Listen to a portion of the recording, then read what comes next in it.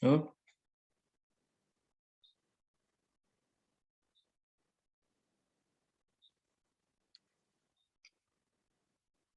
no, no sound. How are we going?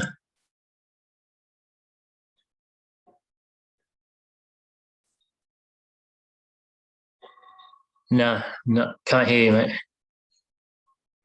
Um,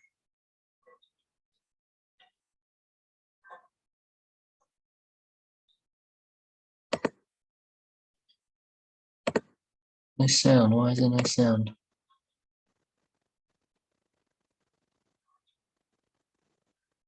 Hmm.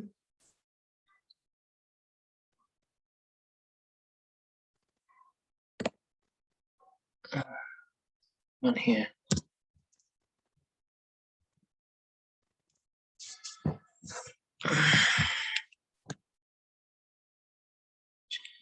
Oh,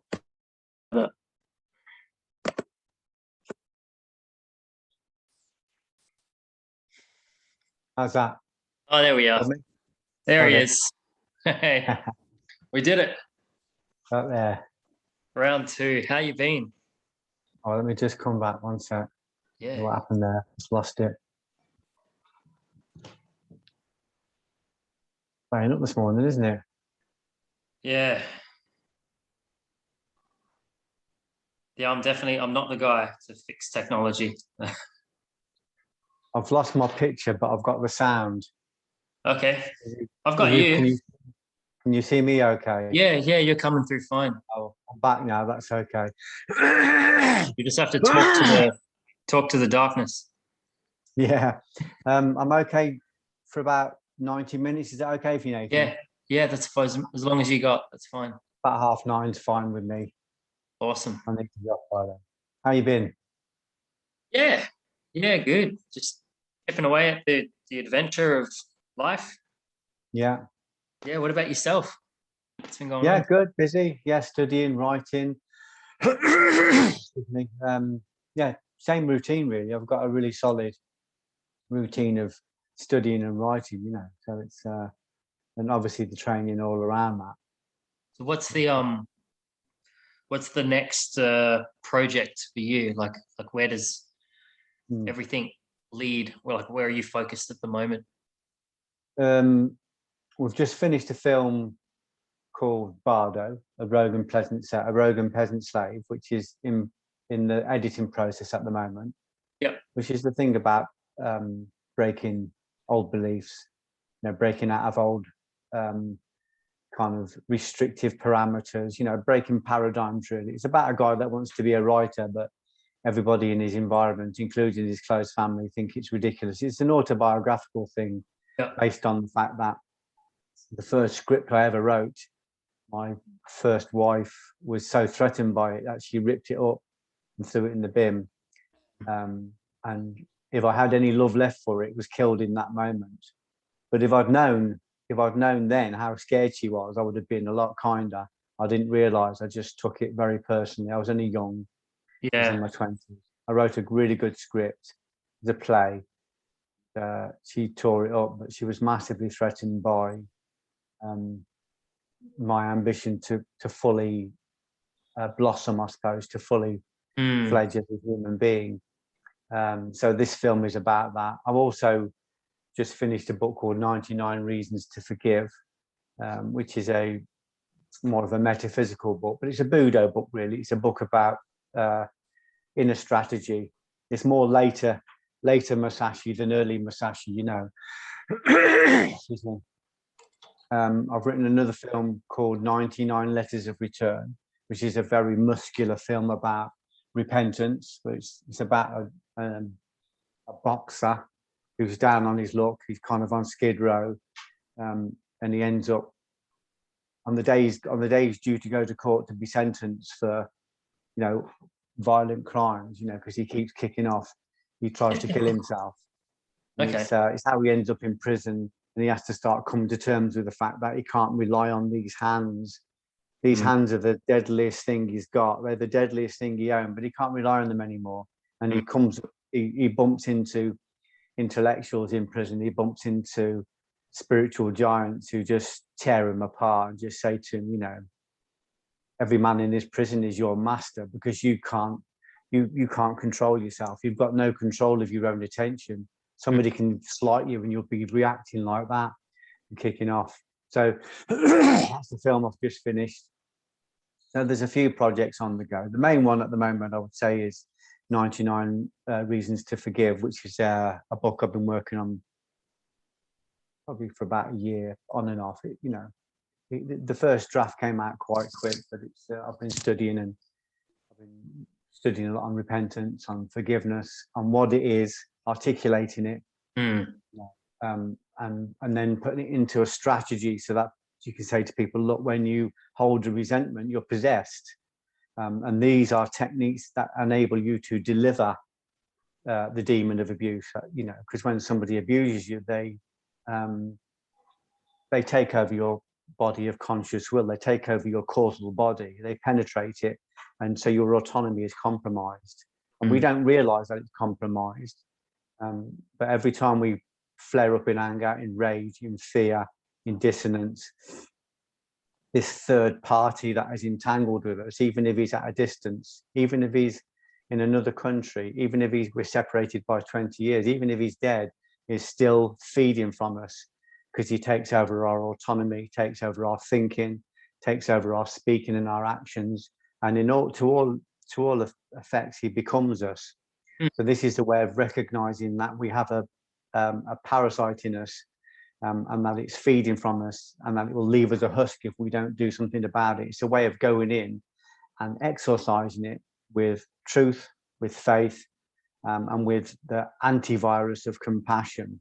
Very difficult concepts to get your head around. Very difficult. Well, so I've tried to write a book that articulates it so that.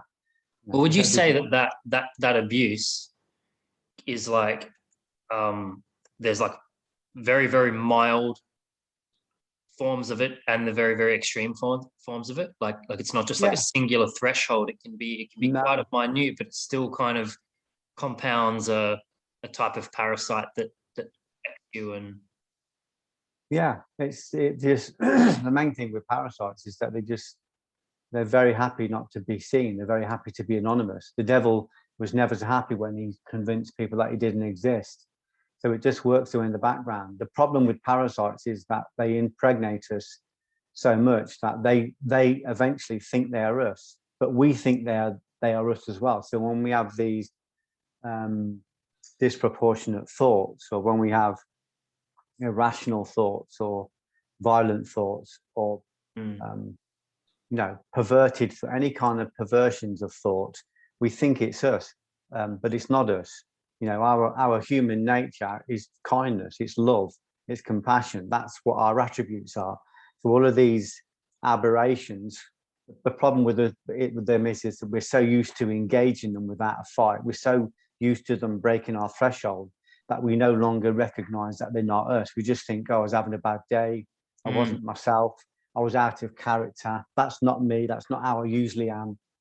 I don't know why I thought like that. You know, like the dog that bites, that says, I don't know why I bite. And it's because we don't recognize that it's not us. Once you wake up, to spiritually wake up is to recognize that you are in a kingdom, like Odysseus coming back from the Trojan Wars to his kingdom in Ithaca, only to find it overrun with villains, and even his family don't recognize him. So it's an allegory. We wake up in our body, we recognize that we are sovereign of this trillion cell body, this body that is able to create cause in the world, but we have no control over it. We have no control over our food body. We have no control over our breath body. We have no control over our mind body or our intellect body. We certainly don't have full control of our causal body. It's overrun by all sorts of cognitions, perceptions, precepts, concepts, beliefs. And so we have to go back in and win those bodies back. That's what the Prophet Muhammad would call the greater jihad, the inner fight. In Buddha, in Buddha, we recognize it as the battle with no arms. Buddha means no arms. It means we're no longer thinking, how can I make my punching more powerful? How can I make my throws stronger? How can I make my choke tighter? It's about letting go of arms and starting to work internally. So we go to the core of the issue. So instead of fighting things at the level of the world, we start to go in and fight them at the level of the self. Well, it's like the art. It's like the art of killing, but it's aimed at killing the bad part of yourself.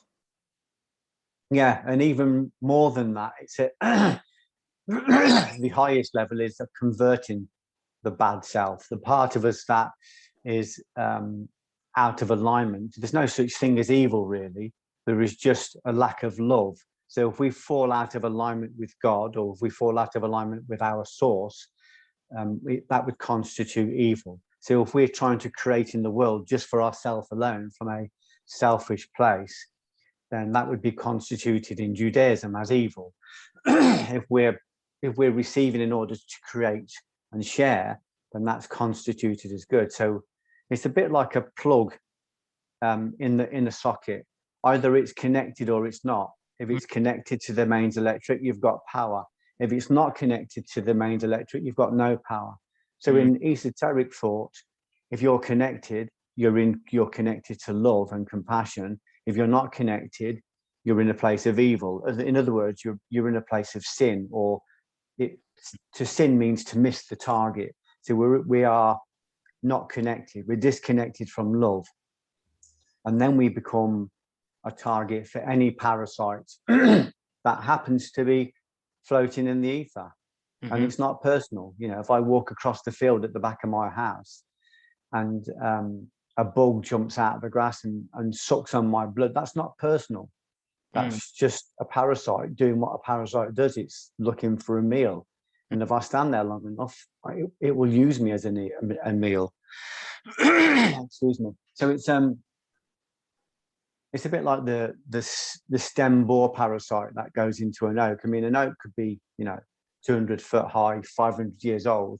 And this stem borer parasite, tiny little, it's about that big, Nathan.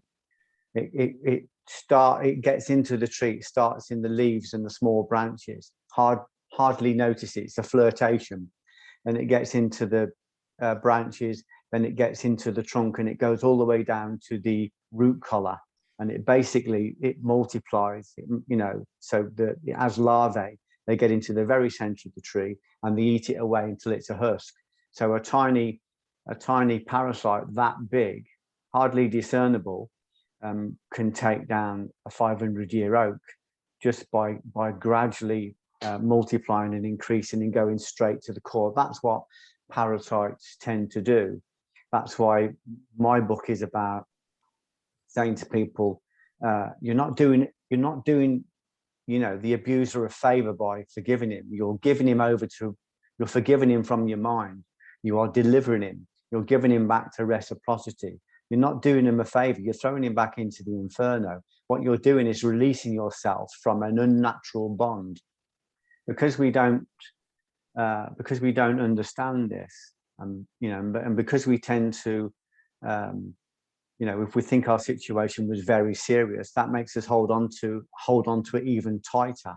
I've had people who are dying from the after effects of abuse, and I'm saying you can forgive them and free yourself.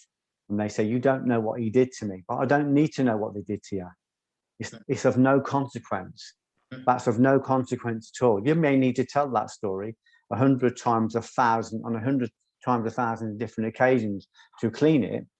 But the nature of the abuse isn't important. What's important is that you recognize that there is a parasite in you and you need to deliver it. You need to get it out. So the book is kind of trying to give people a new perspective.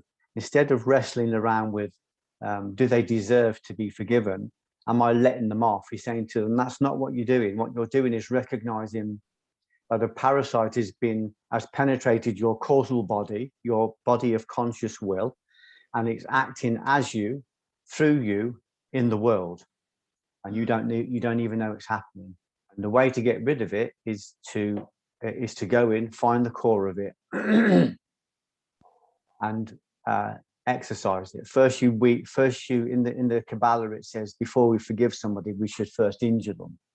And it basically means, like, when I faced my abuser, I injured him by telling him the truth. he would have rationalized the abuse on me by thinking it was a relationship, by thinking it was okay, that it was natural. He would have found lots of weak rationalizations that he would have convinced himself that I was a willing partner. When I look back on that abuse, I was 11. This guy thought he was developing a relationship, and that's how he would have abused all of these kids, and that's how he would have rationalized it. So I injured him by telling him the truth. I was a boy. I was a child in your care, and you groomed me, you gaslighted me, and you abused me. That's the truth. And that killed his rationalization. So suddenly he's got to face the fierce fire of his own conscience. That's the first thing. Then I forgive him. When I forgive him, I'm letting him go. I'm giving him back to reciprocity, giving him back to causation, to the law of compensation, which is surgical. It will not miss a single action. Everything is recorded, so everybody falls back into that. And that was the case with the guy that abused me. Some years after I delivered him, he killed himself. He committed suicide because suddenly lots and lots of kids from the 70s came forward and said they'd been abused by him as well, and he ended up having to go to court. Before he got to court, he killed himself. So this is what they say in the New Testament and in the Old Testament, actually. If your enemy is hungry, feed him. If he's thirsty, give him drink. For in so doing, thou shalt heap coals of fire on his head. What it's saying is food and drink is an allegory for honesty and truth. So we give them the truth, so we kill their rationalization. And the hot coals, when you imagine people put a parasite in you, it's an allegory of a hot coal. It's in you, it burns with passion, with anger, with rage, with fear. What we do is we recognize he's given us that, and he's taken something from us. So he's taken our autonomy and given us a parasite. So we give him the parasite back, and then we take our autonomy back. Obviously, it's a process, and there's a period of repairing, but that is the best thing we can do for ourselves. That's the best thing we can do for them. Then, after we've forgiven them from our mind, after we've given them over, we look at our own life. This is what I did. My forgiveness was a quiet conceit, because I thought I had the power to forgive, as in pardon. I didn't. I had the power to give him over to a power that did. And the moment I cleared that obscuration, instead of having my focus locked completely on how much I hated this man, I suddenly was able to see clearly. And I was able to look at my own life and recognize that there was a greedy banker in me. There was the violent fundamentalist in me. There was a corrupt politician in me. Mm-hmm. There was all of these elements were in me. I looked back at my life and I realized I'd been extremely violent for 10 years. I'd kicked teeth out. I'd stamped on heads. I'd broken ribs. I'd been a criminal. I was working as a petty criminal, helping other criminals. I was a bodyguard for criminals. There was a lot of things I did that I too rationalized. But when I delivered the truth to my abuser, of course, I heard the truth. You can't say the truth without hearing the truth. So suddenly I looked at my own life and think, fucking hell, I need to atone for this. In other words, I'm not at one, I'm divided several times over with all of these crimes that are in me. So I started to write them down, and I started to use my pen as a resurrection stone. I brought my dead up and I processed it through this period of painful individuation. I looked at everything I'd done wrong and I acknowledged it, and then I let it go. And that, took me a lot of writing and a lot of years, but I recognized that I couldn't do anything about the fact that this guy had abused me other than forgive him and give him back to reciprocity. But I could do something about the fact that I'd abused other people violently. I'd been very, very physical. I'd abused myself physically. I'd abused myself sexually. With this guy working through me, as a parasite working in me, in the dark, Nathan, I didn't even trust my own hands. When I recognized what was going on, I delivered this guy, and then I started to look at all the shit in my own plumbing, and I started to work on that. And that's, people think I've been prolific because I've written 50 books. The 50 books is me going through a process of individuation. You can't write a stage play about your own life without bumping into your own life. Like making sense of your own shit. Yeah, making sense of it and atoning it and doing the same thing, really. I can't even forgive myself. I haven't got that power. We don't commit a sin just against the person. We commit a sin against the law, the law of the universe, the universal law of causation. And that's the only place it can be redressed. So we give it back. I gave my own errors, my own sins, my own mistakes over to that law, and I put myself at its mercy. And the reason I'm living this beautiful life now, the reason I'm able to have these conversations now, is because I've gone through that period of atonement, of regeneration, and there's been a sense of resurrection in my own life, because I've had to die on the cross of my own sins. I've had to have the sword of Longinus placed in me by internet critics, by my own conscience, by adverse forces that are out there to pillory me, to make me look at what I've done wrong. So the resurrection is when you come back and go, I'm never gonna live like that anymore.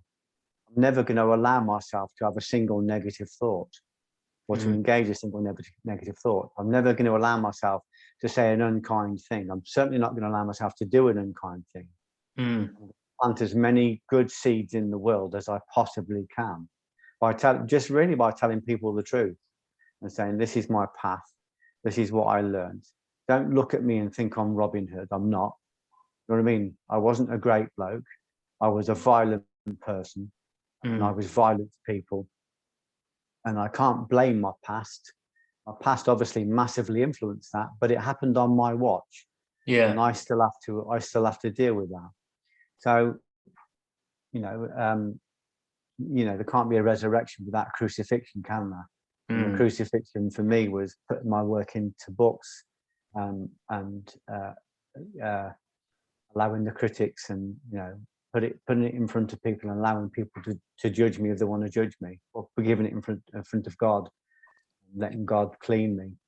It sort of feels like some of what you're touching on about the forgiveness with the abuser is it's similar to like another dimension of that is what I found. A way that I can relate to that is what I found with the conflict resolution stuff was after, years of violence and conflict and arguing with people, you're always looking for the path of least resistance.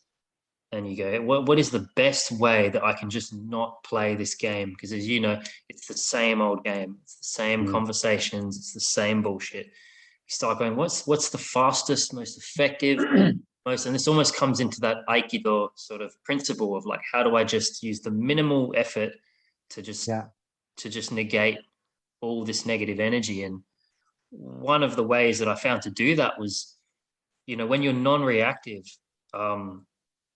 you make that person inconsequential, and it's actually the most devastating blow that you can make to that person. So any type of aggression or emotional reaction, anything that you do actually contributes to them. Feeds it. But the having such because this became a life skill for me, was like realizing that the best way to just not even to just flip over the chessboard and not even play the game is to not react, is that they're so inconsequential that I would just shrug. Like people would insightful. Yeah, that's really insightful.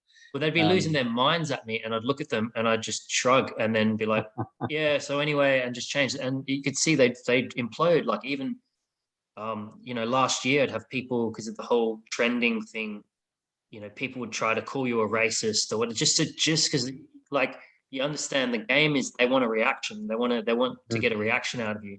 If they can't do it physically, they'll try to do it with words. Yeah. And so I'd get people going, oh yeah, you're fucking racist. And I'd be like, yeah, okay, sure. And they're like, what? And they freak out. And I'm like, it's like, and then I just change the subject or whatever. And that sort of just complete not acknowledging that they're of any sort of consequence at all. You could see it like turn it back in on themselves. And I'm saying this because it just sort of seems like what you're talking about is like the progression on, but it's in a similar dimension to that. It's the whole, Yeah. when you forgive, you turn it back in on the thing, and Yeah. you When you create, what you're doing is you're creating a vacuum. You're going into the center of your own eye wall.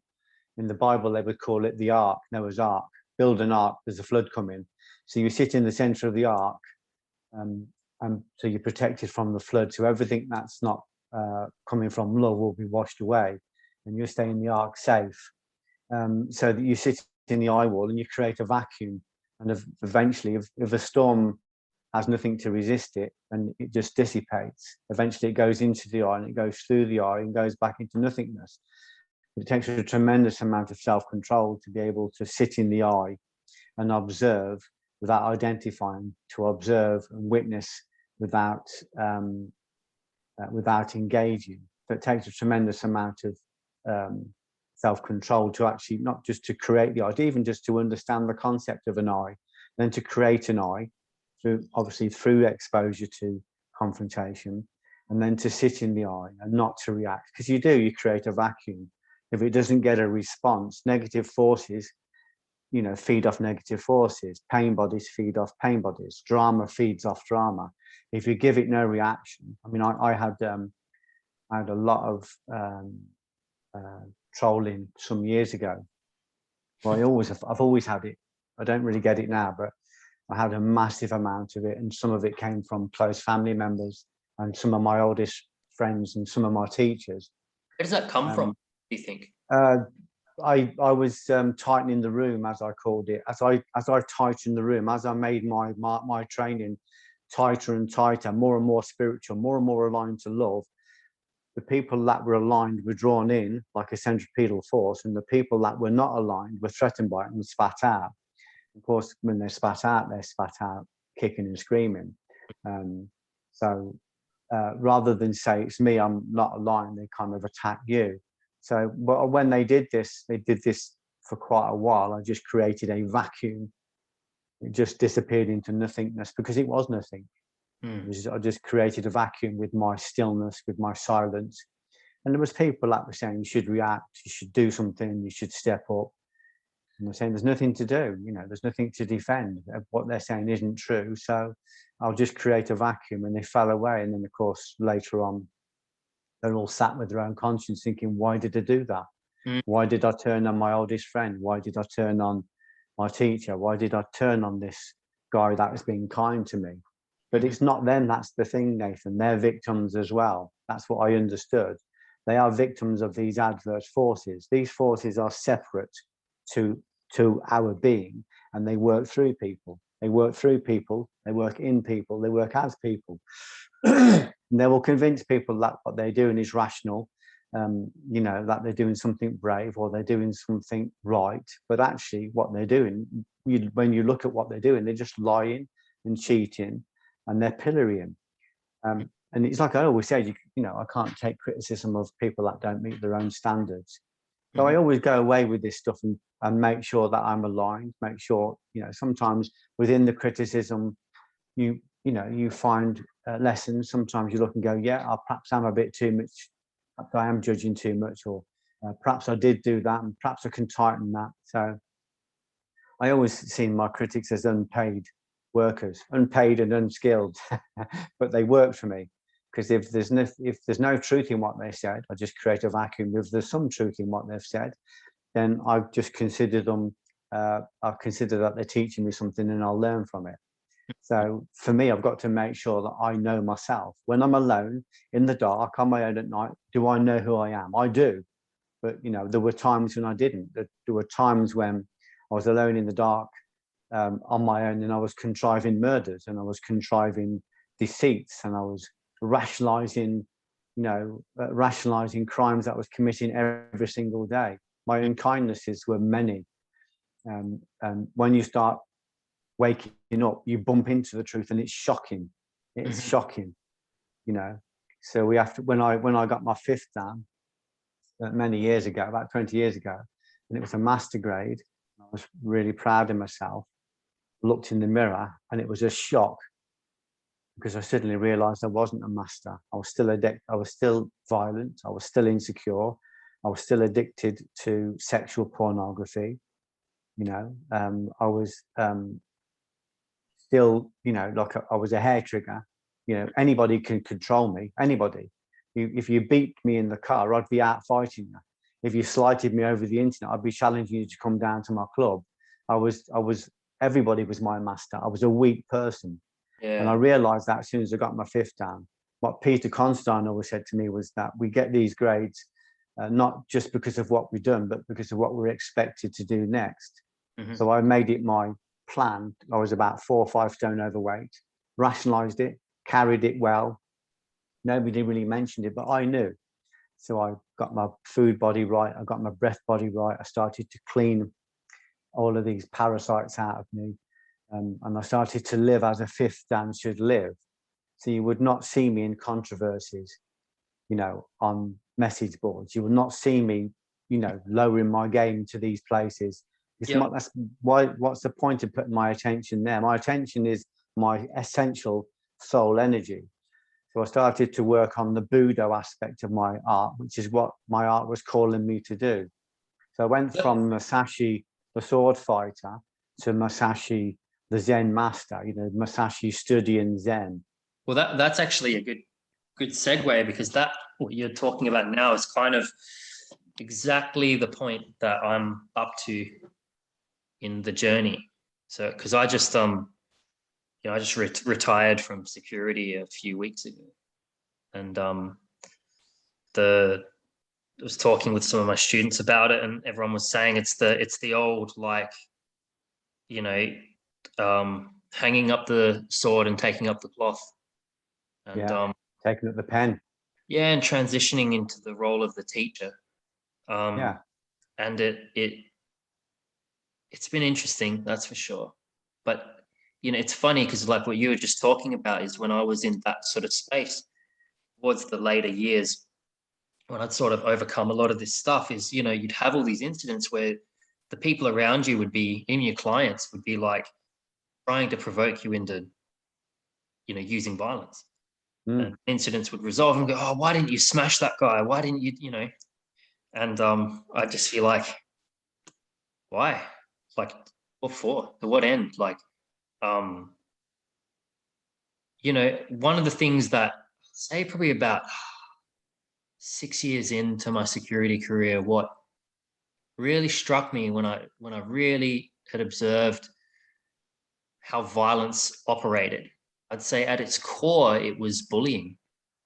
It's predatory bullying. And I'm sure you know exactly what I talk about when I say that, especially when you're trained and you're very capable with your martial arts, and you're acclimatized to the jungle, and you know how everything works.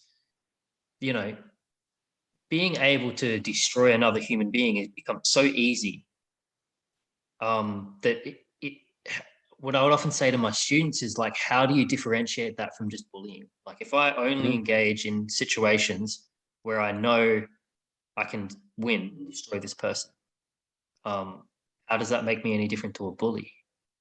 And if you don't want to be a bully, then the only question isn't like the if question. It's not if you can win the altercation, it's why are you participating in it. So it becomes more about the winning or losing is irrelevant. It's more just like, is it the right thing to do or is it not the right thing to do? And that's it. But if you go beyond that as well, Nathan, if you go beyond that, I think if you take a broader perspective, come back a little bit further and a little bit higher, what is the energy that's working through people that feeds off conflict? What you're noticing is that well, it's a need for power. It's like they want to feel powerful. Even well-intended rebounds on itself. That's what you're saying. But what is the energy where is the energy? What is the force that's encouraging that? It's encouraging it through our newspapers, to our television, to our film. I've always seen it as, it's like powerlessness. It's like people that are looking for a cheap way to feel a rush of feeling powerful. And but don't miss the point, Nathan. Don't miss the point. There's an energy separate to these people. That's what I'm saying. These people are victims to this energy. In esoteric practice, this is common knowledge. It's not really common knowledge, generally, but in esoteric practice, it is common knowledge that there is a separate energy. Aurobindo, if you get a chance to read Aurobindo, he's a great guru, but he talks about the adverse forces. In the biblical texts, they call them demons and devils. Different cultures call them wetiko. But there is a force separate, a bit like gravity, separate to everybody, that works through humans. This is why the Buddhas come to the great earth. They come here to perfect the way, because the laws, it's a parasitical realm, and the laws and the parasitical realm makes it the most difficult living classroom where you can perfect the way. So it's looking out, it's taking just that little bit wider step and recognizing that there is a separate power that works invisibly through people. You can hear its internal dialogue. You can hear it speaking to you. You can hear it. You can see it talking through other people. If 10 people talk to you and this energy is working through them, it's the same tone, it's the same voice, it's the same very similar words that it uses. So have a look. If you start looking into the adverse forces, you start recognizing, as Aurobindo says, that we are constantly under attack all the time. If we're in the center of our being, if we're in the still center, if we're in the I, if we're in the self, we are invisible to these forces. If we fall out of alignment, if we disconnect ourselves from the source of love, then we are automatically seen and we are automatically attacked. In Islam, they call them God's master swordsmen. They're here to help us to perfect our weaponry. So even these forces are ordained, but they're very real. They are there. It's not something people generally want to talk about, but until we get a full view of it, we don't know. If we don't know the law and we don't know the layout, then we constantly think we're fighting with people.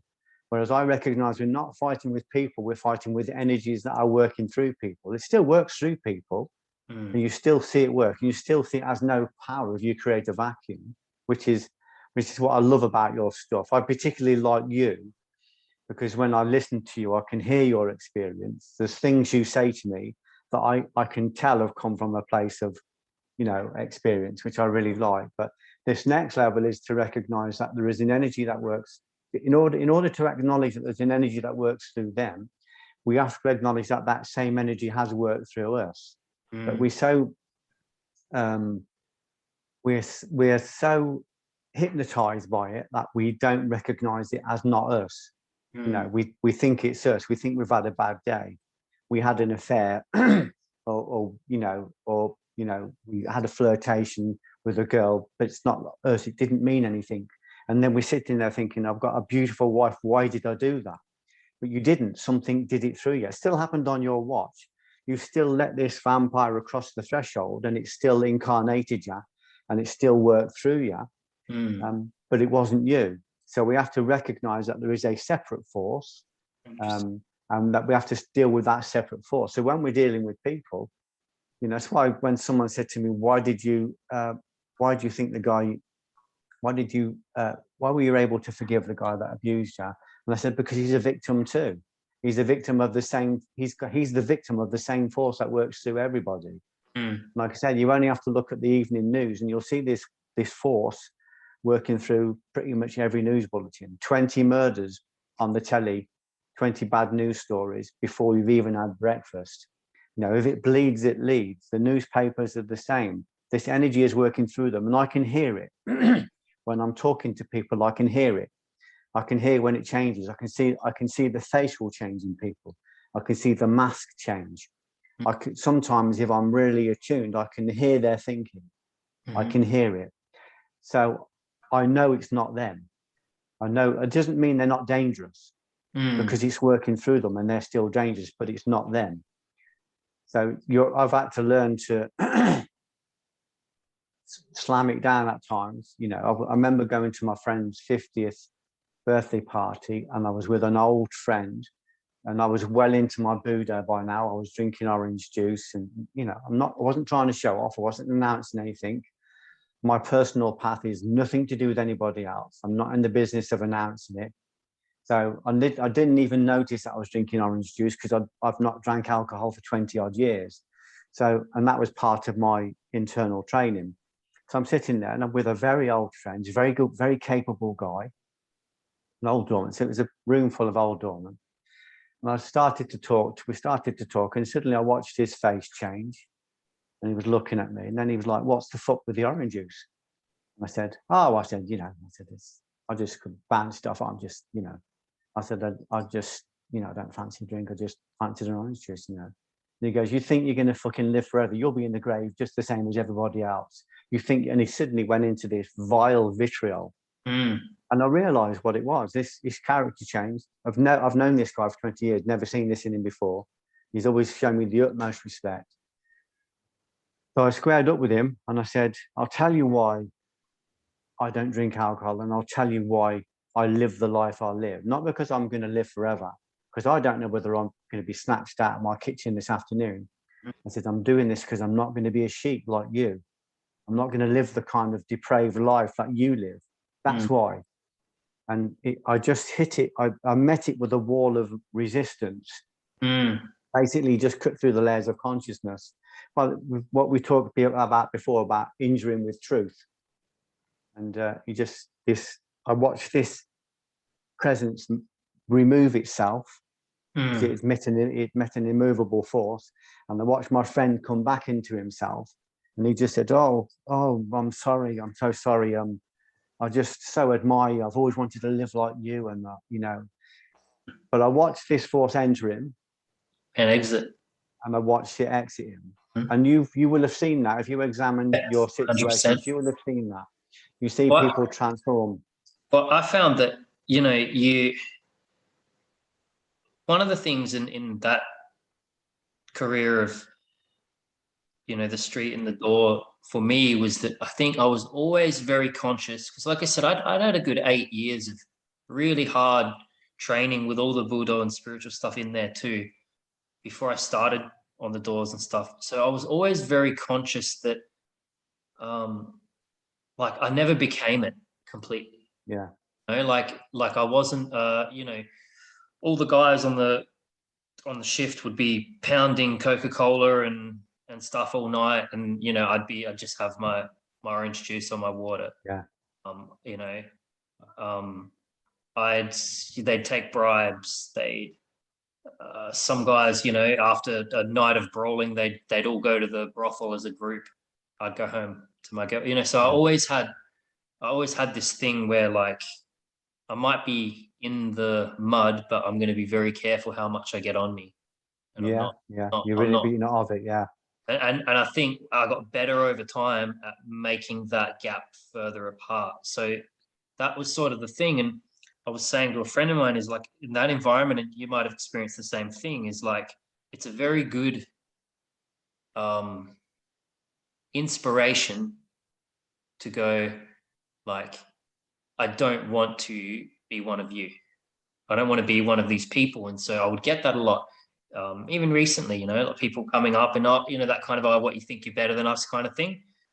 And it's that whole, kind of, like, I don't, this isn't me. Like, if I wasn't better than the way you're behaving, yeah. Exactly. Like, if I wasn't being paid to be here right now, this is not an environment I would be in. I'd be at home with my wife. Like this, I don't want to be a messy, drunk person on a Tuesday night picking a fight with a stranger. Like, there's better things to do in life than this. What's now for you, Nathan? Now that you're retiring, then are you going to delve more into the Buddha? What's your that's sort of what I'm at. I'm because I'm doing my martial arts school pretty much full time, and so I'm just focusing on being a better teacher and like I said, evolving onto that next layer. It's been tricky. There's a lot to let go of. Like, it's interesting because I took your advice and I've been writing and I put it all into a book, and I'm about 50 pages in. So fabulous. Seeing how I go, but it's funny because I kind of got the ending for the thing because it was actually the last shift that I did was kind of like a perfect finale to the whole to the whole 10 years of service, like, and it was a case of, I'd been looking for that sign. Like my wife had been saying for a while, your school's going well and you should just put all your energy into that and, stop kind of going out there. And it was that whole like, yeah, I will eventually. Because, I was doing like work late at the pub and then sleep 3 hours and get up and run the morning class on the Saturday morning. Yeah. You can't keep that up for a very long time.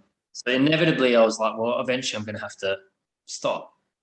And you tell yourself, oh, the extra money helps, but really what's sort of deeper there is you're like, is there anything left here that I need to do? And I've had a pretty extreme career, as much like yourself, where I'd been involved in a lot of places that were sort of these magical flashpoints of extremes that I could do my career 100 times over, and I wouldn't be in those positions and have exposure to the things that like really crazy medical emergencies where people are ripped in half, like high threat, unadulterated violence with no police presence and no CCTV, just absolute Wild West type stuff. That you just, like I said, if I did it 100 times over, I could experience half of what I actually experienced. So I know you. Are you ready to tell the truth when you sit and write it? Because I mean, you've started writing now, and already you're coming off the doors. You're coming away from security, which is a great sign that it's leading you somewhere. Because, like I said, the pen is the resurrection stone. It will bring up the dead. It will enable you to take the best of it, to resurrect it. So that means we have to own all of it. We have to own, where we've made mistakes. Yeah. What we've done right, what we've done wrong. Process it, learn from it. I mean, this is Masashi's Book of Five Rings. He's really processing a lifetime of conflict into a book of strategy, and that's for him. I mean, it's for us as well because we can read it, but it's for him. So you look at it and you go, let's process this, let's mine this, let's sift it for the goal. What are the nuggets in this? And a lot of the nuggets I found were mostly from the things I'd done wrong, where I'd been taken over by these forces myself, where I justified violence. I'm not saying the same will be the same lessons for you. I would imagine it'd be different for everybody, but the pen is the resurrection stone. So St. Augustine said the pen is my spokesperson.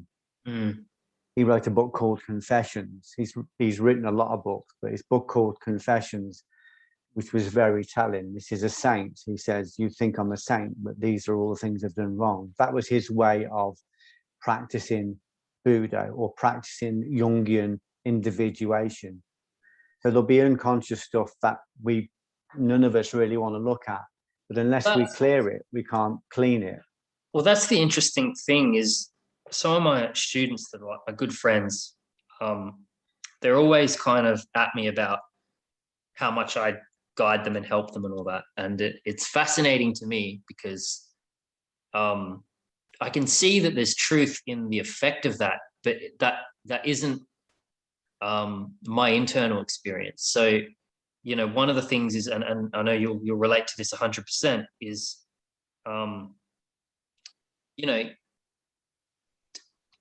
accepting that I have done those things, had those experiences, and for a better way to put it, like am that guy, is a hard thing because that's not how it has felt doing it. So the observation from the outside becomes like, oh, you've done all these really extreme sort of brave things and really tough things, but it's like, yeah, I would never think of myself that way because my experience that whole time was terror and panic and like, it wasn't a like I was always chasing the thing.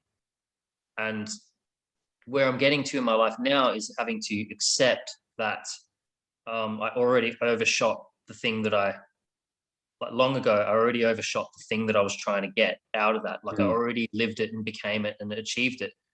So there's a certain point where it's just accepting that. And that's sort of where I am now of going, oh, okay, I have actually seen and done a lot of things. And, it comes back to that whole thing of, well, if that's not what it is, then like no one is. That is what it is to live it and do it. But that's worth writing about. That's worth it, because that's honest. When you talk about the fact that, you know, people thought I was Robin Hood, but I was actually very violent. I became a bully myself. I wouldn't have seen it at the time. And they thought I was this fearless guy because I had so many situations, but I was the most frightened person in the room. I went into situations deliberately to learn to manage these things. Yeah, And 100%. ultimately, the doors was there. What I learned from writing Watch My Back, which is my first book about the doors, was that it was, you know, it's took me 30 years to unfold, but it was a metaphysical experience. Everything I faced on the door was a projection from in me. Like a It hall was of God mirrors. allowing me to see everything that was inside me. Yeah. So I was fighting my own enemies, not recognizing that I'd created them, and then developing tools and strategies to fight against the very enemies that I'd created and forgotten. Well, and I So think that's worth writing about. And as you write it more, you'll find more and more truth, more and more honesty. And it's having the courage to say to people, because people respond to truth like it's beauty, because it is.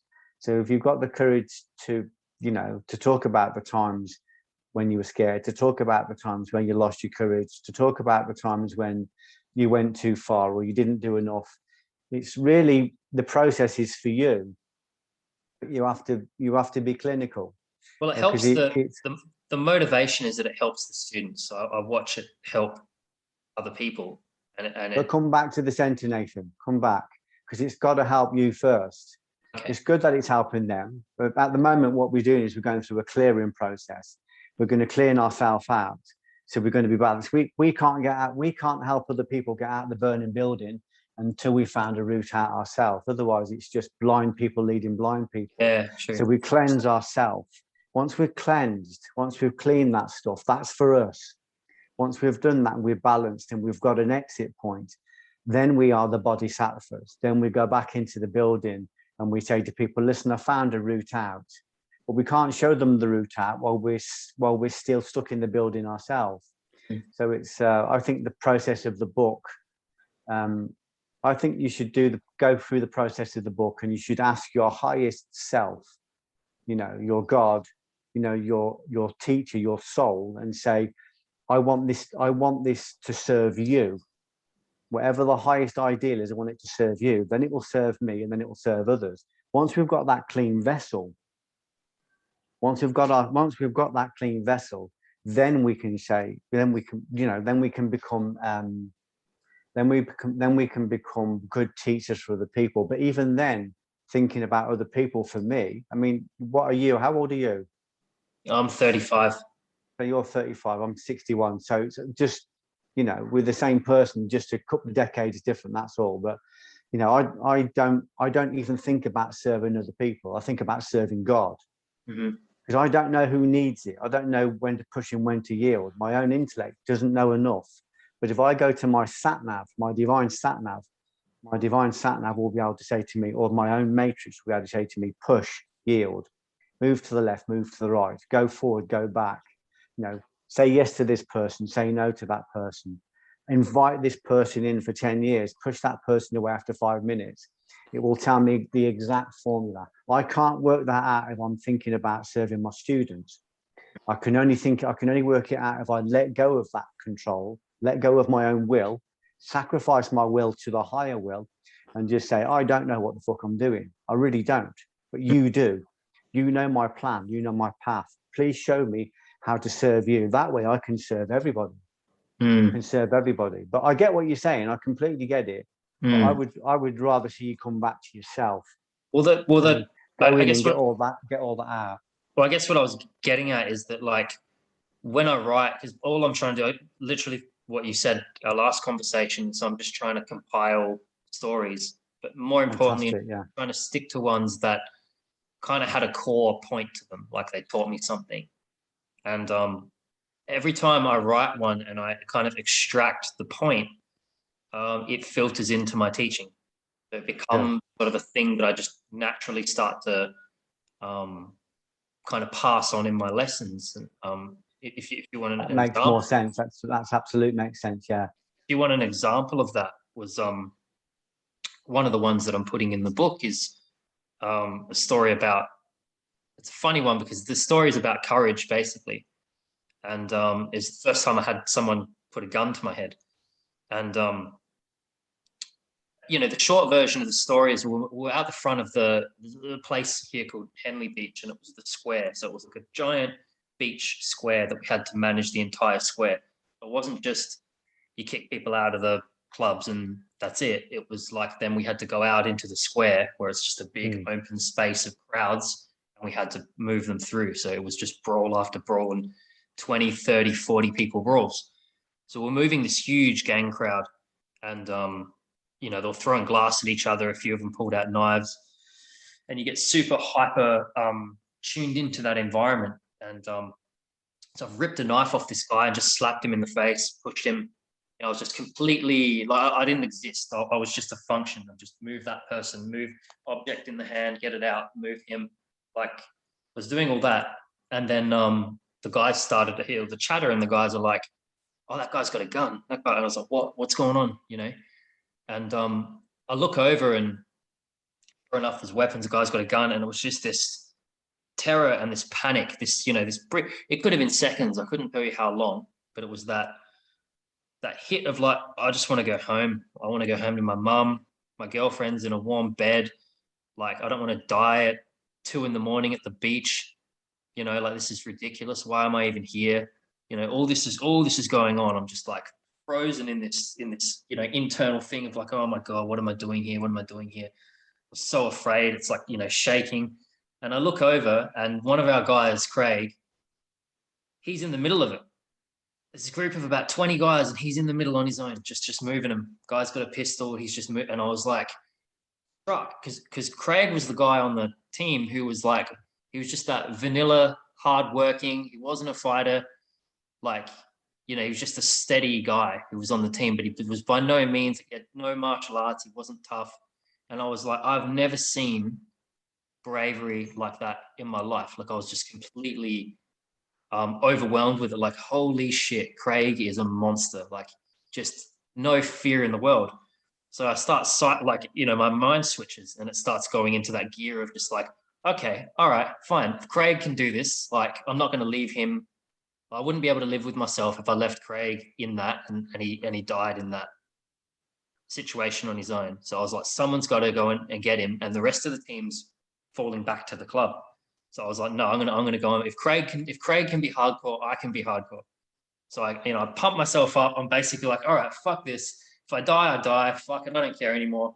Let's fucking do this. So I go charging into this group. I'm shoving people. Go on, move. Get to this guy. It meets my eyes. I'm looking him in the eyes, and I'm like, fuck off. He pulls out his gun, and he puts it to my forehead, and I just push him, and I go, fuck off. In his eyes, fuck off. And he just gets this awkward kind of look on his face and kind of half laughs and puts it away. And they start moving on down the street. And our supervisor's screaming over the earpiece, come on, come back.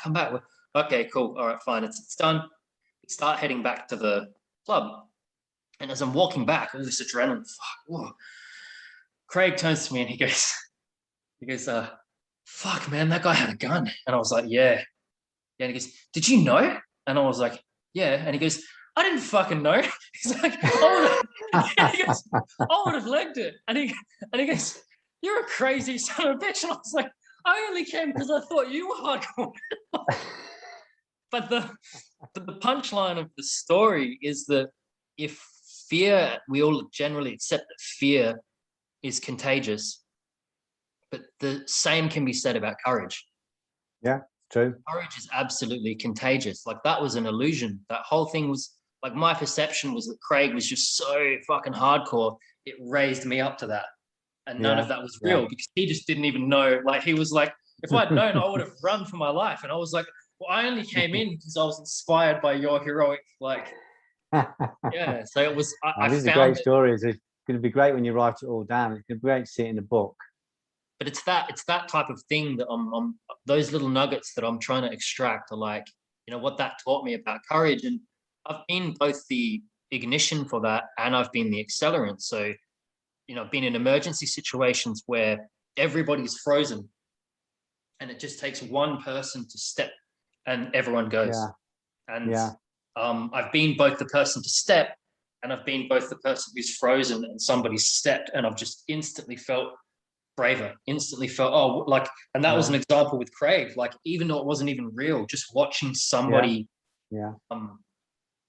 go first gives you this sense of it can be done, and it can be like, I can go too. Like, somebody carves a path out for you when you feel like, okay, I can do this too. Well, that's what you'll do when you write the book, and it'll be interesting because writing the book will, if you imagine your whole security experience, my whole security experience is like a seed.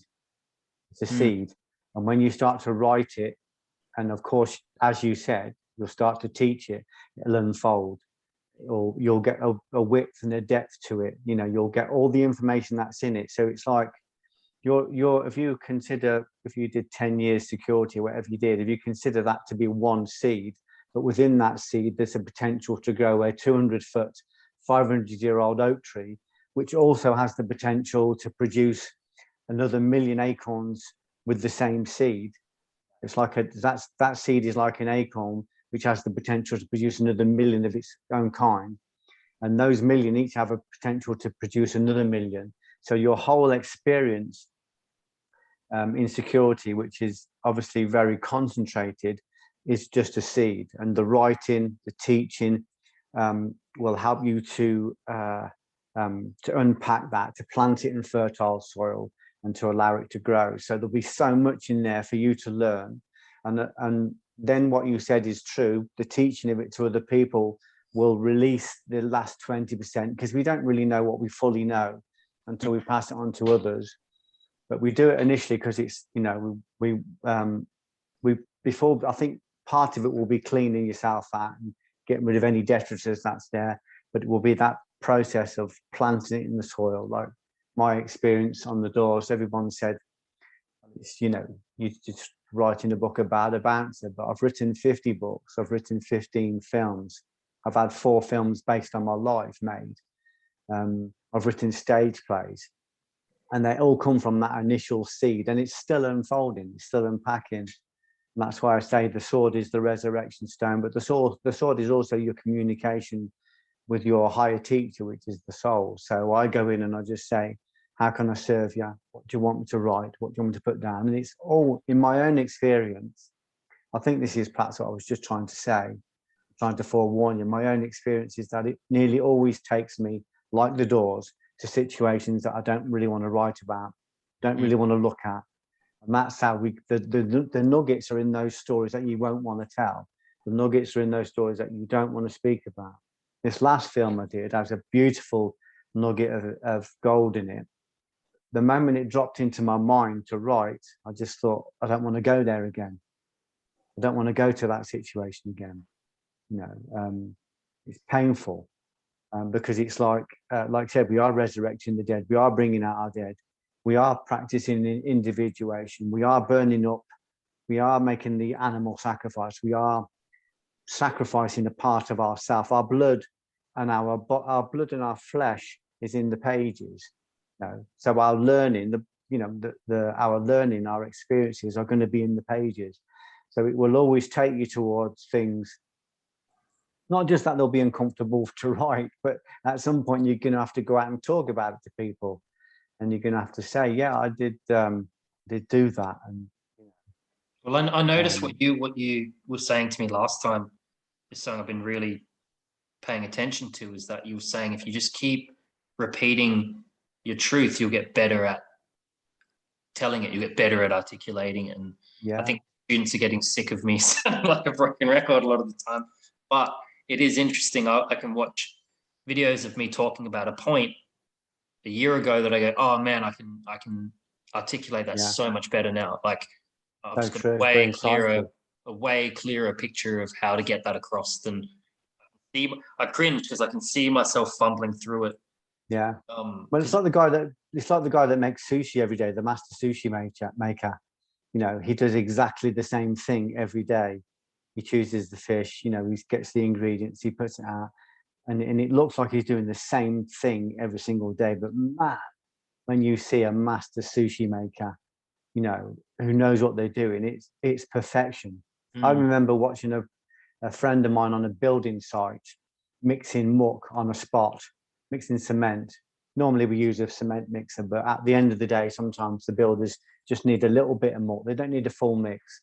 And I watched this guy. He was a master builder, but I watched him move around this wooden spot, mixing cement by hand, and it was poetry.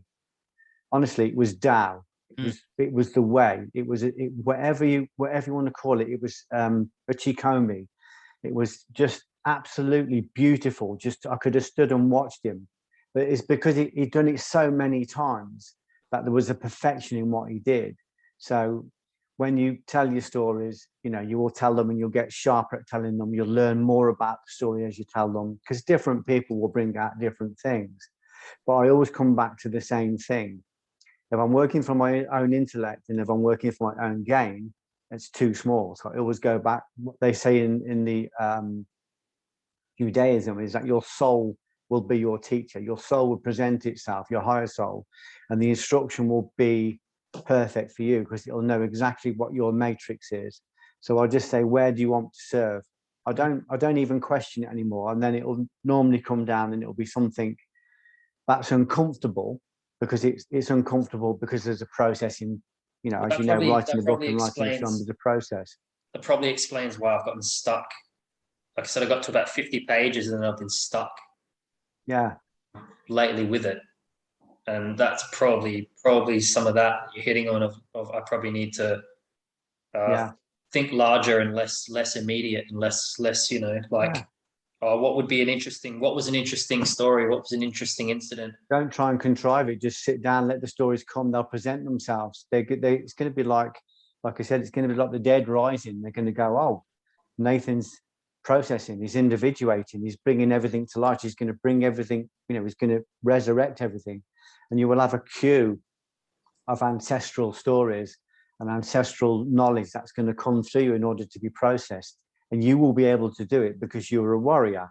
You know, warriors, people who have faced life and death situations are always called to the Budo. You know, they're always worthy of the Budo because it's taken on what you took on the door, it's taken it on at a higher level. So you have to, you know, recognize that any resistance is a sign that there are adverse forces trying to stop you from telling the truth. Because when you tell the truth, you convert these adverse forces into a light. So when I'm talking now, I'm taking all this energy that's in me, and I'm creating a light with it. In other words, I'm creating a spirit that will go out, that will exist on a video, and that somebody might watch 20 years after we're dead, and it will go into them, and it will act as an intercessor, act as an inspiration, and it will inhabit them. And it will make them feel like your friend Craig. It will make you feel like you can change the world. That's why we're doing this. That's what we're doing it for. But I'm not doing it from an individual kind of this. I think this is okay. It's going from an intuitive. Is this where you want me to be? And I can feel it. Obviously, I don't always have to go in and say, "Do you want me here?" I can feel when it's intuitively right, and I can feel when it's intuitively wrong. And then it's having the ability to say no when you need to say no, because often that's the greatest service. So so any kind of resistance, any kind of blocks, any kind of things that try to stop you, 20 jobs that get in your way, it's always a good sign. If there's a lot of resistance, it means there's going to be, you know, a lot of arcana there. Don't forget, these forces that are in you and these forces that are around you are converted in the arc of creativity. That's what the Ark of the Covenant is. We talk about the Ark of the Covenant. It is this arc of light that we create when we bring the negative and the positive together and connect them with our body of conscious will. We create light, but it's painful because we have to burn in order to create light. We can do that because we have the courage to be afraid. We have the courage to be uncomfortable. We know how to deliberately suffer.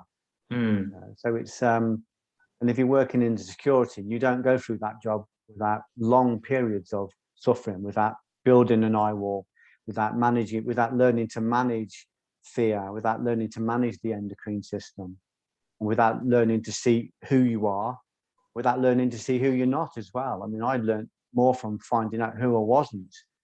You know? So I mean, one of the lessons. I really hope you do keep the book going. Well, I'm trying. One of the lessons I learned that you know the door and stuff taught me was how to just, as I eloquently put it to people, how to just piss your pants and then do it anyway. Yeah, Like you yeah. can And do I both. told you as well. You can bawl your eyes I'll out, write piss your pants, and then just do it. yeah, just do it. I don't think Nike will take that saying up anytime soon. They'll just stay with just do it. But I like that better. Yeah, I'll well, because write you a it's forward if you do well, it. You oh, finish the you're a book. legend.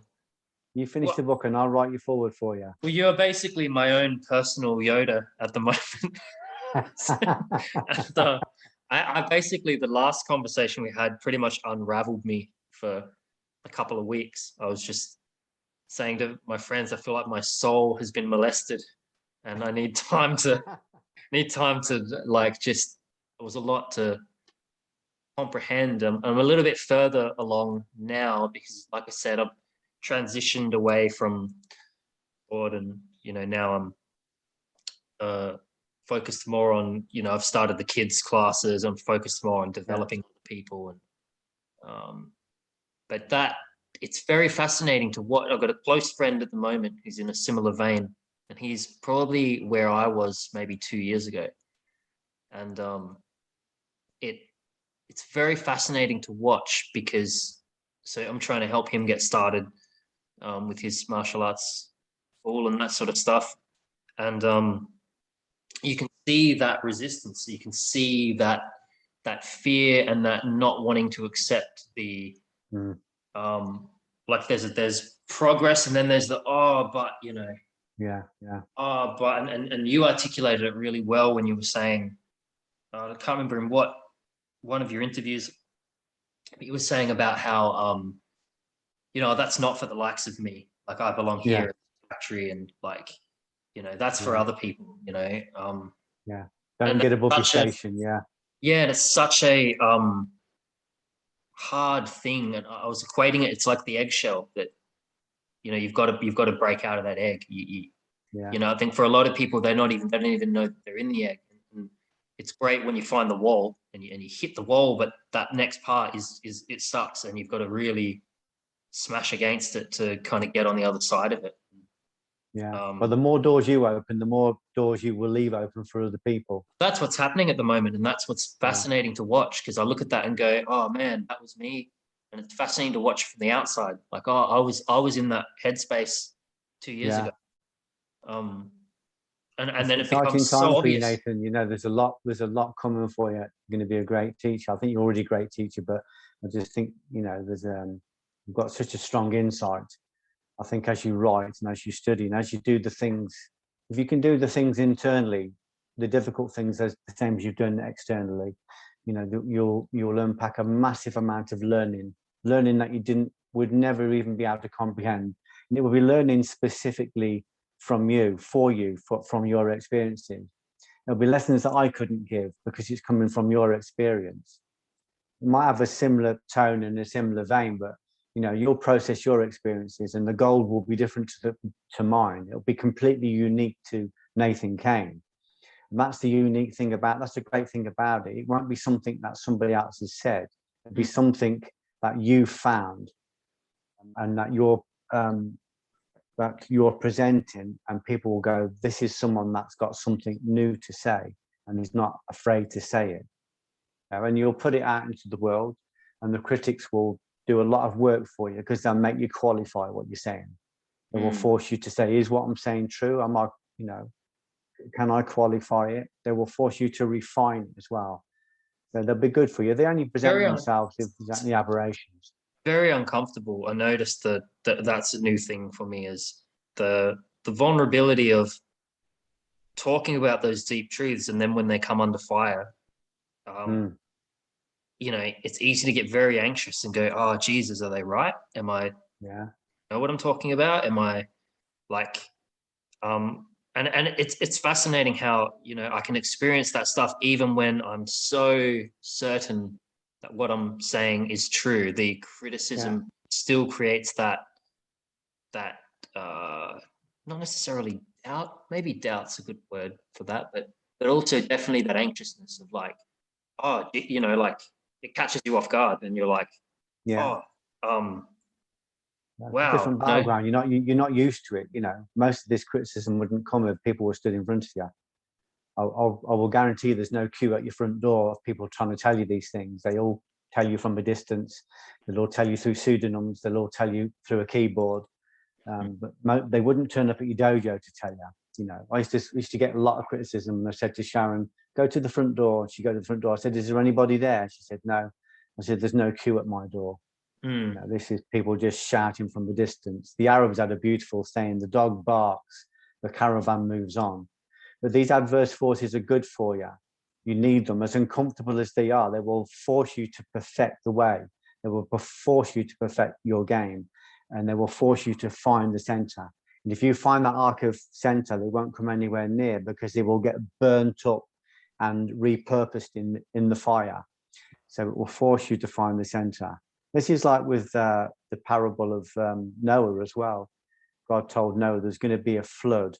He said, "Build an ark and take your family into the ark." So Noah builds the ark, but he doesn't go in. He doesn't want to go in. He's too scared to go in. So God, when he's walking through the marketplace, God shows him death in the crowd, and he's so afraid that he runs to the ark. And what it's saying is that any adverse forces that create anxiety for us are forcing us to find a deeper center. Like when we planted bamboo in our garden, the moment we planted it, it suddenly started to be hails of rain and just very powerful winds. And I said to my wife, "Oh, my trees are going to get blown down by the wind." And she said, "No, the wind is good for them, because it will force them to find deeper roots. They won't develop deeper roots unless there's some resistance." So that's what will happen. Any kind of adverse forces will force you to go into the center, will force you to qualify what you're doing. But you've already got the skills. You just got to transfer them from the doors to this different arena, Yeah, that's the part that's tricky. It's like anytime you step out of your comfort zone and you try to evolve yourself, you go back to that space. Like I was actually, it's funny, I was actually just saying this to a student the other night, because sometimes they get that mindset of, "Oh, but it's different for you because you're brave." And I said, I have no fucking idea what I'm doing most of the time. And every time I step out into a realm where I have no fucking idea what I'm doing, it's constant beginners again, aren't we? Yeah, it's doubt and anxiety all over again. I just, like I said, I just piss my pants and shuffle forward. And I said, do it anyway, yeah. I said I'd never even done a freaking podcast before, and I'm talking to Geoff fucking Thompson, like, I don't know what I'm doing. Well, thanks, mate, but I don't know what I'm doing. I don't, like, I'm out of my league swimming with giants here, like, but I just do it. And this is stuff the door taught me. It was just, you don't have to, it's that whole fight and freeze. It's like you can piss your pants and still do shit. You don't have to, they're not mutually exclusive. You don't have to freeze, stop, sit there and go, "Oh my God, I'm pissing my pants." It's like, do you know what? Like, crap your pants and just keep while you do it. You know what they call it in gardening? They call it forcing. If they want to plant, if they want to accelerate the growth of a plant, they restrict its light. You just give it a little bit of warmth, but they restrict its light, and it tricks it into forced growth. So when we stood on the doors, when we go out into the world and do something new, it creates a restriction in light, or a restriction in information, restriction in knowledge, and it forces us to grow very quickly. Well, not everybody can do that, but it's it's what you're doing now, I would say. Well, that's what they say in when I was living in Japan, with the matcha and the tea. They're saying they stress the leaves. So like what they do about 6 months before they harvest is they cover it in darkness. Yeah. And it stresses the leaves, and then in stressing the leaves, it enhances the flavor, doesn't it? Yeah, it makes all the plants flood the leaves with all the nutrients, and then they harvest. Yeah, well, that's how God works for us. That's how our soul works for us. It puts us into situations which force flavor to come up, force leaves to grow, force roots to go deeper. as long as we know that, Yeah. it helps, because you go, at least I know why I'm suffering. Yeah, because it sucks. Like it's a But shame once that we've done it, sucks.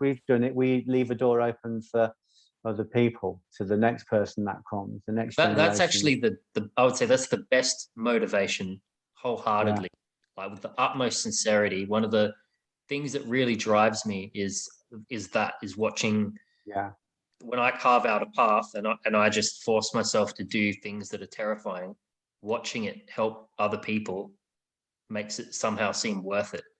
And yeah, and yeah, I was saying it's so funny that my students say all these really nice things about me, because I said from my experience, it's 120% the other way around.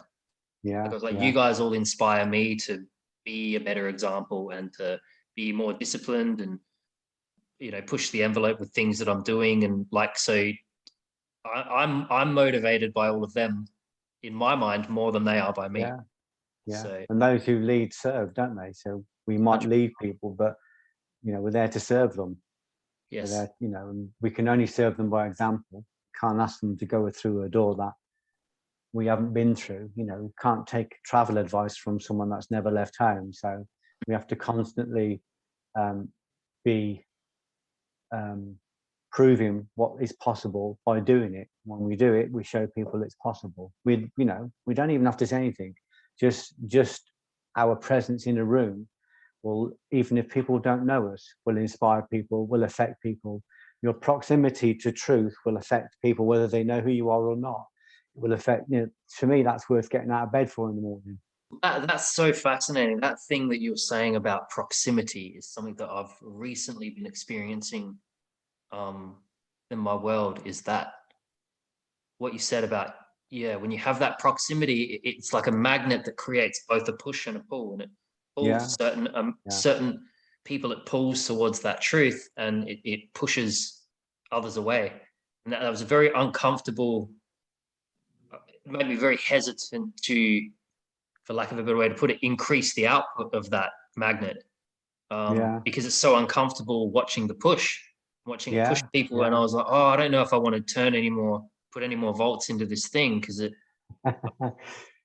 Actually, I don't want was to saying lose. at my club, if my own students and teachers were starting to they were starting to kind of fall away, I used to say to Sharon, or if I could sense the energy wasn't right in them, um, I'd say to Sharon, I'm going to tighten the room.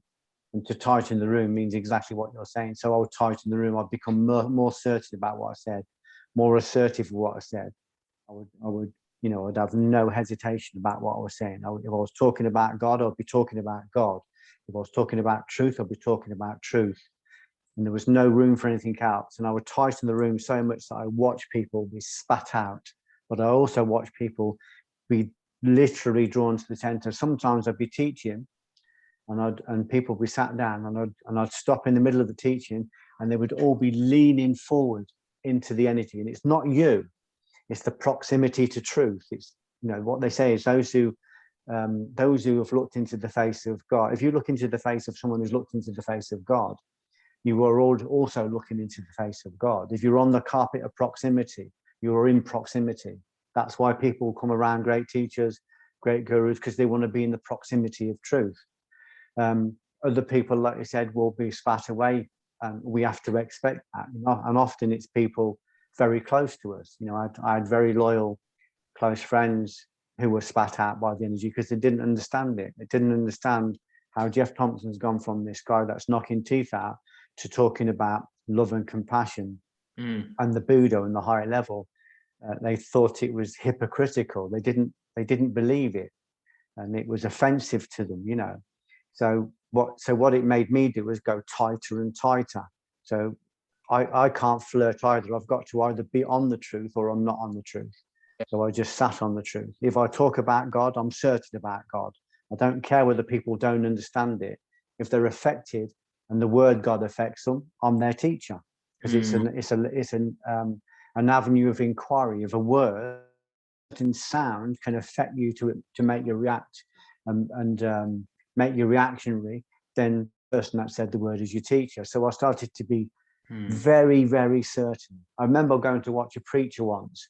I was led there by a series of serendipities, and I thought, I'm not quite sure why I'm here, but I'm turning up. And when I watched this guy that came over from South Africa, a black guy, and it was at an evangelist church, and I've never been to one before. And I was saying to God, what do you want me here for? What do you want me to see? And I watched all the stuff and the bits and pieces. It was all going on. Then suddenly this guy come on, Nathan, I've got to tell you, fuck you now.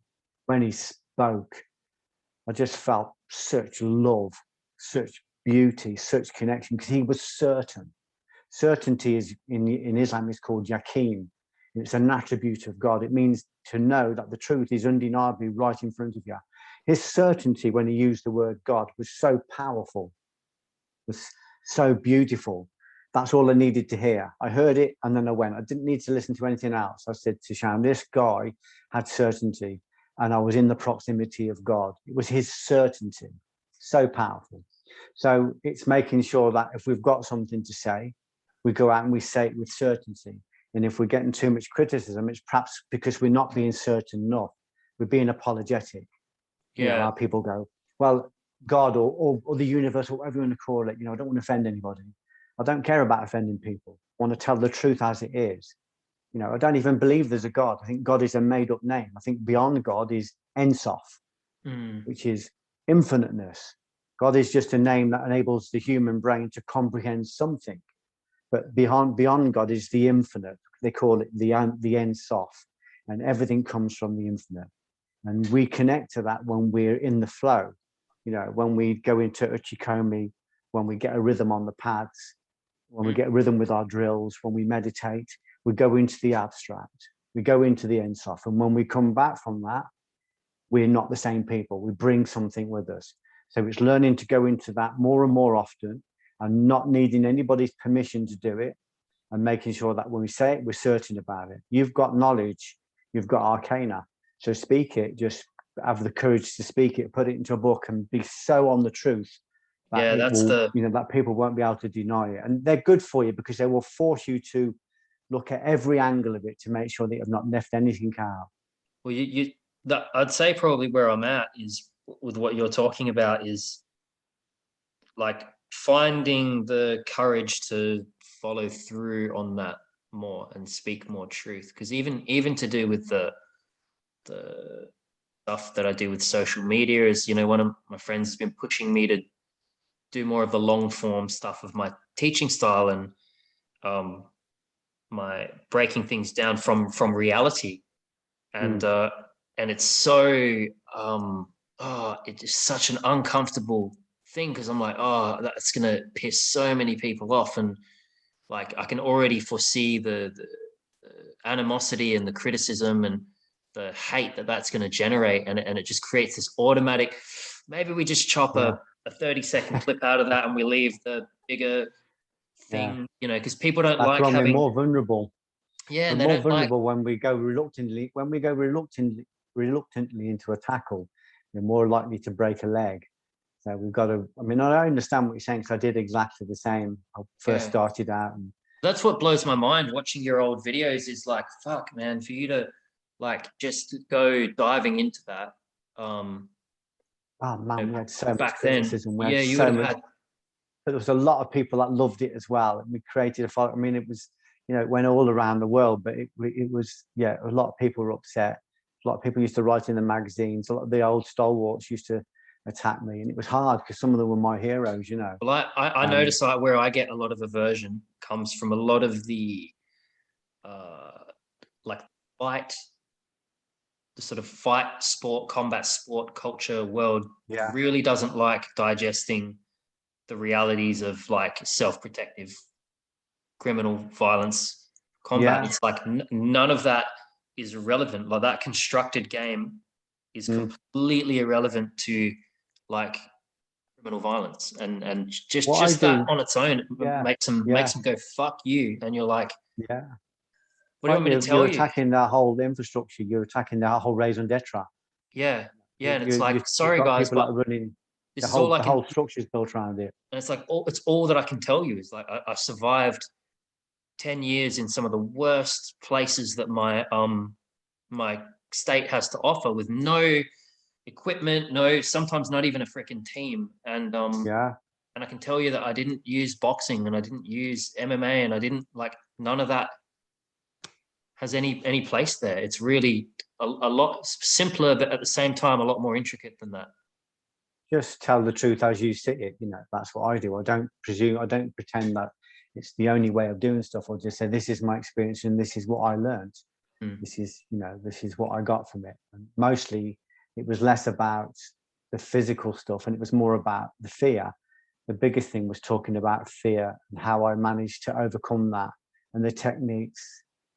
So people were less interested in, you know, just the physical technique. They were more interested in how you manage fear. Well, that's it. I would say you know, everything is the internal experience. Like any ability you have to deal with anything in reality comes from your ability to control yourself and manage yourself. Yeah. I mean, me and Peter used to teach together, and we had different concepts of the physical game. You know, he liked certain things, I like certain things. But you know, we were both sat on the truth, and we were both coming it from our own experiences. So I never actively went out and disregarded any of the systems. I just used to talk about what I'd learned and what I, you know, what was my main artillery, what was the support system, and this whole thing about the internal game, you know, about managing the self, and then ultimately having the courage to go, yeah, well, you know, I've been in all these thousands of violent situations, but I've created them all because of a wrong mindset. Why was I there? Where were all these monsters coming from? So metaphysically, you start coming into this place where it goes beyond all that, because you're only creating techniques to defend yourself against the very monsters that you've created and forgotten you've created. We don't know that this is all being spat out from our causal body because of you know, because of faulty perceptions, faulty concepts, faulty beliefs. You know, if you believe that the world is violent, you're going to bump into violence wherever you go. We call that self-defense from the self. Yeah.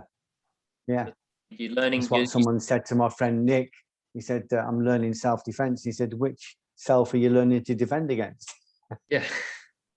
Well, that's the thing. We always say, if you learn to defend yourself from the self, you defeat the part where it makes its way to the external threat. Yeah, that's very true. Yeah, so but who else is now? You know, this what the Gita. The self is the self's only enemy.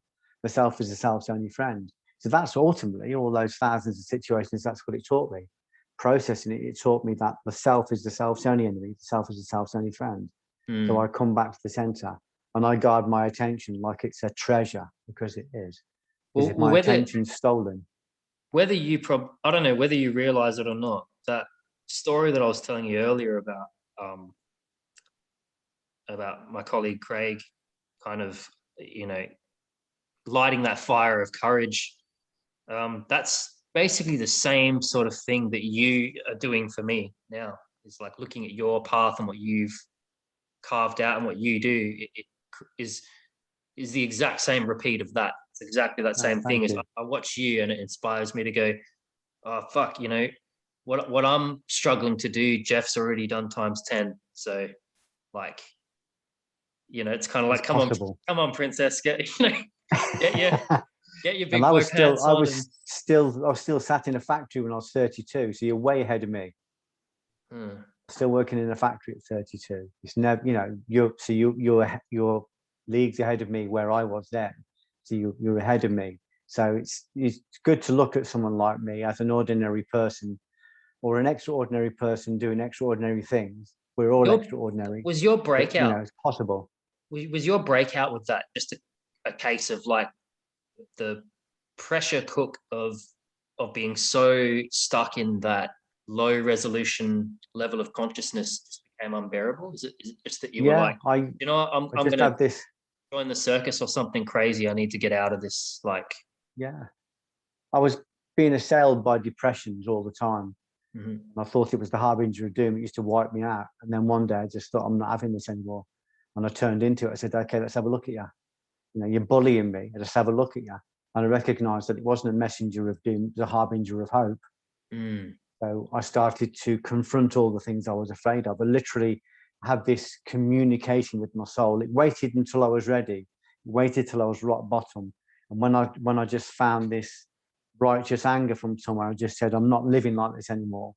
So the feelings that are assailing me, come in, have a sit down, have a cup of tea, meet my wife, you know, and then these feelings were threatened to stay forever. We're going to destroy you. Stay as long as you want.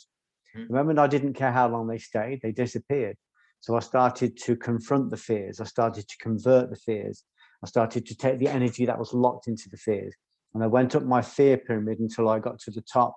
And at the top level, I had the fear of violent confrontation. By that time, I'd built up enough understanding and enough courage to be able to step into that world. And then, of course, so I went from being a guy that was afraid of a spider in the bath to facing life and death situations.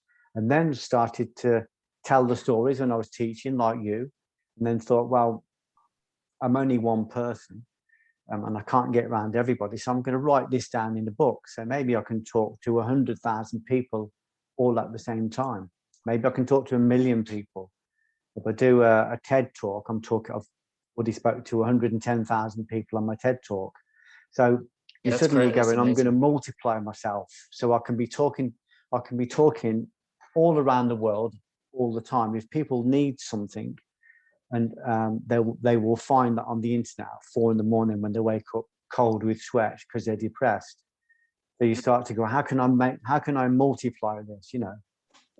Heidi. So my wife just got home. Just trying to sneak in. I say hello. Hello. It's my wife. Hi, how are you? Hello, how are you? Good to meet you. You okay? Yeah. Good. There's dinner on the thing.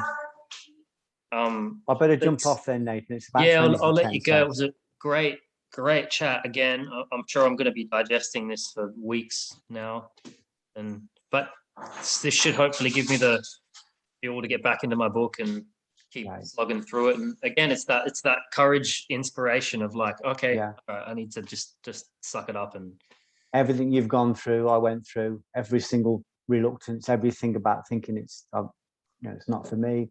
You know, everything about being afraid of what people might say. All I kept thinking is, this is what I always say to my students: have you got the truth? And they say, yeah. I say, then just sit on the truth.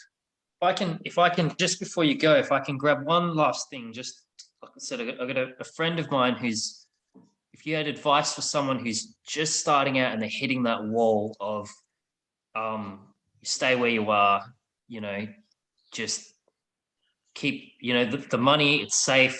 Just keep working your job. Just stay where you are. Yeah. Don't try to be anything more than that. What would be your advice?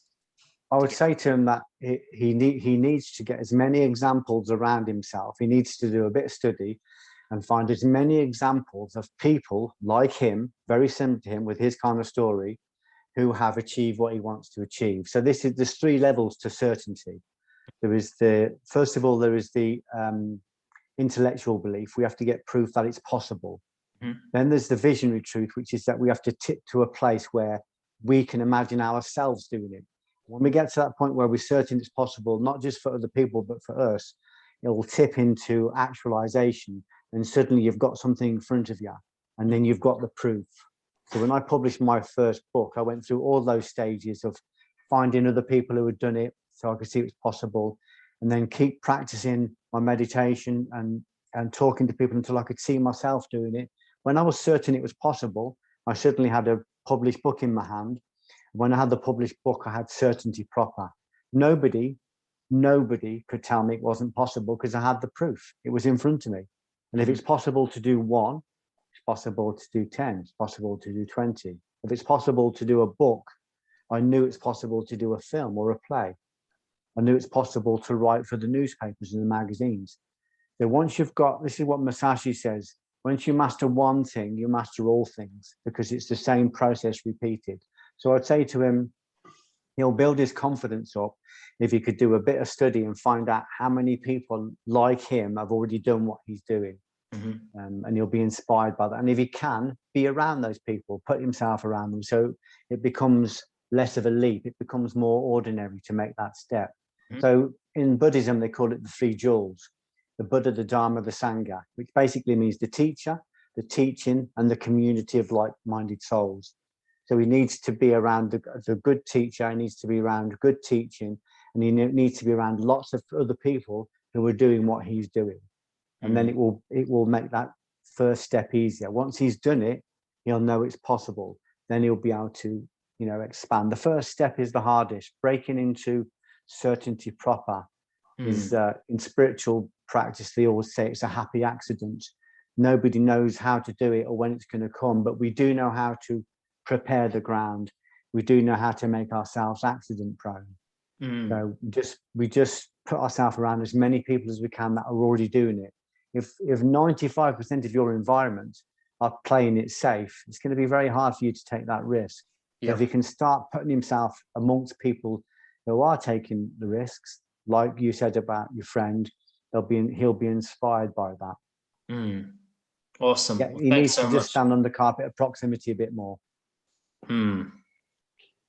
Awesome. Well, that's a good note, a good little gift that will hopefully help someone else. So, yeah, well, I would love to do this again sometime when I've done some more progress and got some more questions and new things to come at you with. Get a first draft of your book, and then we'll chat again. All right, I'll get to work on that, and it's going to be a short book. I can tell you that. I'm not much of a writer. You've got a lot to say. Say everything that needs to be said. Don't cut any corners. Say it all. Will do. All right, Nathan. I'll let you go. Thank you so much for that. And mate, good to speak to you. I'll talk to you soon. See you later. Cheers. Bye.